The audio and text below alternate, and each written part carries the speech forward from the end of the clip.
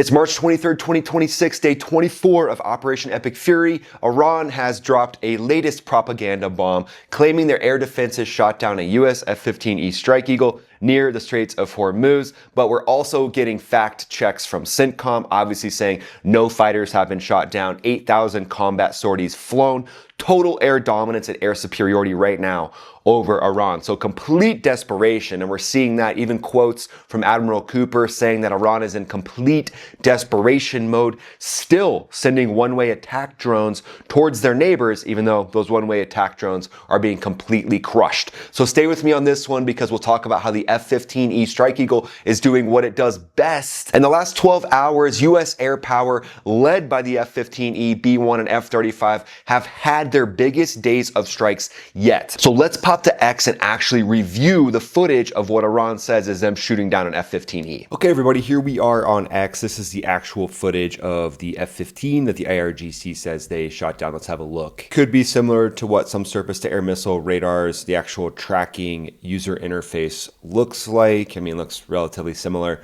And then you see the aircraft not really maneuvering. And if an aircraft was in a zone where they're getting lit up by some sort of tracking device on a surface-to-air radar, you can bet it's going to be moving. They're not going to be flying straight and level.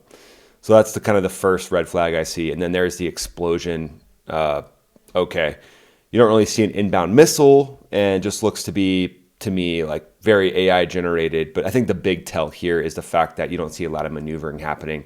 And then let's pop to CENTCOM. Check out this Quam production plant. And this is a huge focus of what likely the F-15Es are doing. Turbine engine production plant produces gas turbine engines for attack drones and aircraft components used by the IRGC. This photo is dated March 6, 2026 before, and then let's see what it looks like after. 3 days after, you can see massive strikes there, taking those down. Lots more facilities around it, though, as well. So hard to imagine that those other facilities around it would just be, they're just boat-making facilities. They're just there. It's power boats. It's just the Ayatollah's water skiing power boat facilities there. You can see these attack drones are launched from actual vehicles. So the IRGC is driving these to locations where, they might be hidden, and then launching them from actual mobile vehicles, which can be a tough problem to solve. But again, F-15Es, MQ-9s, F-35s are up for the challenge, as we can see. US CENTCOM also released this fact check, which I think is important for us all to know. False. Rumors claim the IRGC recently shot down an F-15 over Iran. With the footage we just saw, the true thing is US forces have flown more than 8,000 combat flight hours.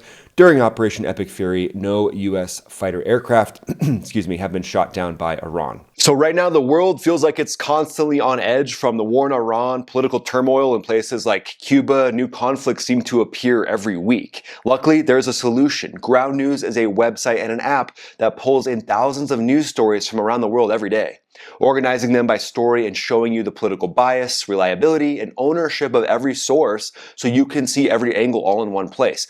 Take this story about President Trump threatening more strikes on Karg Island and potentially deploying Marines to seize Iran's major oil export hub. It's being covered by over 90 outlets, with most of the reporting coming from the right and center. 72% of the sources are highly reliable. When you compare headlines, the difference in framing is clear. Semaphore, a left-leaning outlet, emphasizes fear of a global economic crisis. The Straits Times, a right-leaning outlet, focuses instead on President Trump's warning of additional strikes and his pressure on allies.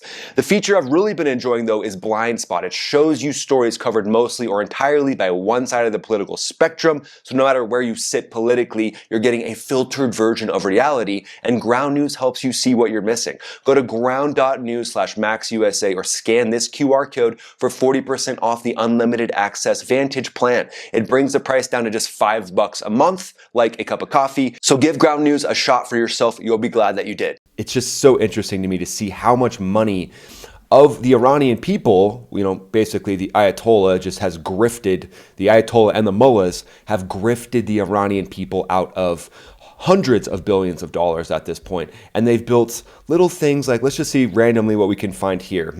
What kind of infrastructure should the civilian population have? Interesting. Looks like more warehouse, dual use, military style facilities. I mean, this is the kind of thing that you see all along the coastline in the Straits of Hormuz, and everything here along the coast looks very oriented towards striking ships in the Straits of Hormuz. Again, a lot of these different areas could be used as UUV platforms where they're just, dunking these UUV, these underwater unmanned vehicles into the water. I mean, look at these boats here. They can be loaded down with explosives, turned into one-way attack boats, or you just tell a member of the IRGC, hey, if you don't get on this boat and drive it towards an oil tanker, we're going to kill your entire family. And then the A-10 rolls in and has a little something to say about that. But this kind of gives you guys an idea. Just a random port, all these little boats, these could all be used to try to cause chaos in the Straits of Hormuz. And that's the problem now that's being dealt with extremely sternly by those A-10s, those AH-64s, and also F-15Es. And then this is a breaking new development. President Trump has ordered the War Department to postpone strikes on Iranian energy sites, citing productive talks towards the end of the war. Trump announced progress towards resolution with Iran and paused energy strikes for 5 days. So we don't know what that's going to look like. Very interesting, though, to see some sort of conversations happening. And here's what the president said. I'm pleased to report the U.S. and the country of Iran have had over the last 2 days very good and productive conversations regarding a complete and total resolution of our hostilities in the Middle East. Based on the tenor and tone of these in-depth, detailed, and constructive conversations, which will continue throughout the week, I have instructed the Department of War to postpone any and all military strikes against Iranian power plants and energy infrastructure for a 5-day period, subject to the success of the ongoing meetings and discussions. But it's also worth saying that it's being reported that even during these talks, Iran is continuing to fire missiles and drones at neighboring states, with multiple interceptions reported. Iran's like, no, we want to talk. We're good to talk. Boop, hitting the big red button over and over again out of desperation looks to be kind of the name of the game. So along with the productive talks that are happening, the U.S. isn't letting up on certain targets. They're letting up on energy infrastructure, like the Trump administration said, for the next 5 days, but they're hitting mobile launch sites and hardened storage facilities along Iran's southern coast even harder, near the Straits of Hormuz, creating an amazing leverage and negotiation position for the U.S. administration to say, yeah, we'll have some talks with you. We're going to eradicate your ability to threaten shipping, so you really have no domino, you have no leg to stand on in negotiations, and then we'll negotiate from a place of strength. That's what it looks like to me is happening. But precision strikes, taking out Shahed-style kamikaze drone assembly plants, fueling depots, and then secondary explosions lighting up the night throughout Tehran, confirming that these ready-to-launch assets are being struck down. No major new drone strikes, even though there's been launches, and their rates are historically low from the beginning of the war, because these drones are being found, fixed, targeted, and struck in a systematic manner that is essentially crushing Iran's ability to launch drones. The F-15E is in the thick of it right now. They're followed up by B-1 bombers, F-35s. The F-15Es, to me, are the most survivable platform for combat because you've got that dual engine setup. 2 engines, massive amounts of thrust, PW-229 engines pumping out afterburner speeds of over Mach 1.3. Get this thing up and away from any threats that could be targeting it. And again, like we talked about, if you're being targeted by any system, you're not just going to be flying straight and level like, oh, okay, yeah, we're getting targeted, but we're just going to kind of hang out up here and allow the IRGC to shoot us. No.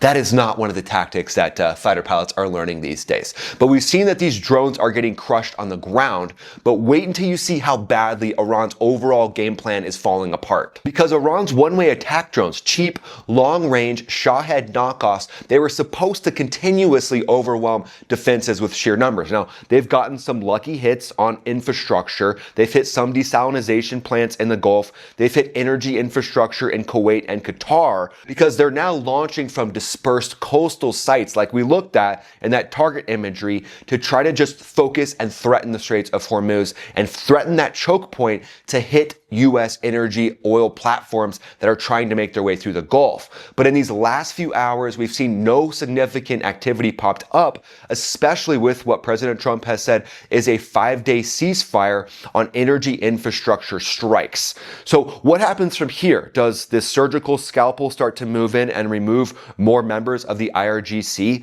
Does this actual ceasefire lead to a full cessation of the Islamic Revolutionary Guard Corps and the regime? Or do we we see hostilities pick back up after that. We're in a very interesting place, and I think the bargaining position of the US has never been stronger, because as you can see from this target imagery, the US is targeting and tracking and then striking these drones before they can launch, even from those mobile launchers. But again, Iran is still defiant. Even though we're in that 5-day ceasefire, they are pumping the name Epic Fear, and they're insisting that the US needs to do a full ground campaign and come into Tehran. Yeah, that makes sense. Before we've fully crushed everything there, we're just gonna roll in a blind ground campaign and just fall into your little traps. I mean, they're pros at IEDs, improvised explosive devices. One of their top generals helped insurgents in Iraq and Afghanistan to plant IEDs throughout the different areas where US troops would be moving. So the IRGC, they're pros at IEDs. So they would love a massive US force to roll in and then get struck by their different tripwires, their different booby traps, where they're gonna try to funnel in US forces to get hit by their IEDs. Yeah. Again, we weren't born yesterday, and this isn't the US's first rodeo, but they're also saying that they're fully operational and ready to strike back hard at the US. They're threatening new barrages on Gulf shipping if the 5-day energy strike pause ends without concessions from the US. They're painting the pause as American weakness, of course, but what's the truth? Well, their drone backbone is completely breaking. So if Iran's drones had feelings, they'd be begging the F-15E to go easy. Don't break up with us, F-15E, because the Eagles got stamina for days and zero mercy on their drones. And the numbers don't lie at this point. Fleets of A-10s up above is the worst nightmare of the fast attack boats that are trying to threaten the Straits of Hormuz, and F-15Es, B-1s, F-35s striking the drones themselves. It's really like Iran is getting completely pinched from all sides, and their bargaining position is getting very small. But their rhetoric is getting more and more. Weird. It's almost like rhetoric is the only thing they have. But the F-15E, that's the workhorse here, likely with all these different strikes because of how much armament it can carry. It carries precision-guided munitions to neutralize mobile launchers fast. GBU-54s, those are JDAMs, Joint Direct Attack Munitions, and laser-guided weapons. I flew with these in combat, and here's the great thing about those weapons. Once they see the laser with their seeker in front, that becomes the last known GPS coordinate that is loaded into the weapon. So if you have to stop firing the laser, you have to threat react, or you just want to drop multiple bombs, you can just use the last known location. If it's a moving target, you need to keep the laser on it, but otherwise, that last known location of the laser just updates the JDAM coordinates that are in the bomb, and now it's just a JDAM again. So it shows how versatile it is and the versatility of the weapons that it can carry. And then survivability, the F-15E's got a superb radar, an ASA radar, APG-82, basically can see everything in the battle space. Like with that IRGC tracking software that they showed, it would be seeing that well before flying right over top of it. And that moves us to the 4D chess strategic analysis section. Iran's military is collapsing under sustained pressure, drone network gutted, Navy gone, Air Force grounded, while the US maintains total air superiority over the Straits of Hormuz. Again, they get a couple drones up and airborne. They also have air superiority over the southern coast, the US Air Force, the Israeli Air Force, and this 5-day pause on energy. This is classic 4D chess to me. Diplomacy with overwhelming force, and the scoreboard clearly showing that Iran is getting crushed. So while to the public, Iran might be like, we can keep this up for years, internally, their conversations, likely with the US administration, are like, what do you guys want? We don't want any more of our leaders to get struck. How do we actually hold on to this last little grip of power that we have? And that's their goal. They want to survive. They want to keep the regime up and going. But again, at this point, the people of Iran have seen how much the military has been crushed. I call it the IFP, Iran's free people, the people that aren't a part of the IRGC. They understand that the military has been crushed. But this is classic 4D chess, diplomacy with overwhelming force backing it up, forcing Tehran to the table or face more precision fury and bringing them to the table. Hopefully a part of that is allowing the IFP, the Iranian free people, that's the acronym I'm using for you acronym lovers out there, allow allowing them to actually rise up and take their country back. Again, phased campaign, militarily crush the mullahs, crush the Ayatollah, and then move into opening the Straits of Hormuz as a second phase, and then the IFP, Iranian Free People, coming in and actually taking their country back. Again, not having to have US tier 2 or tier 3 units on the ground, maybe tier 1 surgically going in and just showing the mullahs the door. Hey, we're going to use SEAL Team 6 and some Delta Force to come in and just, hey, you remaining mullahs, here's the door, my friends. This is your last chance. And it probably won't be the nicest showing of that door. But when it comes to people like Saleh Mohammadi, he was a wrestler, 19-year-old wrestler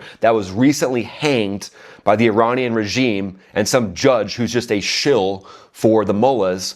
People like him, I'm being told from internal sources that there are many people like Saleh and they want to rise up and take their country back. So hopefully that's the third phase we see in play. And again, that's a part of this 4D chess negotiation strategy from the US administration. But what if things continue to heat up after this pause? Let me know what you guys think in the comments below. Where do things go from here? Does diplomacy win? Do we see an increase in US strikes as we move into phase 2, which is opening the Straits of Hormuz? And then phase 3, allowing the Iranian Free People to rise up. Let me know what you think in the comments below. Would love to hear what you think. Go and follow me on X, follow me on Instagram.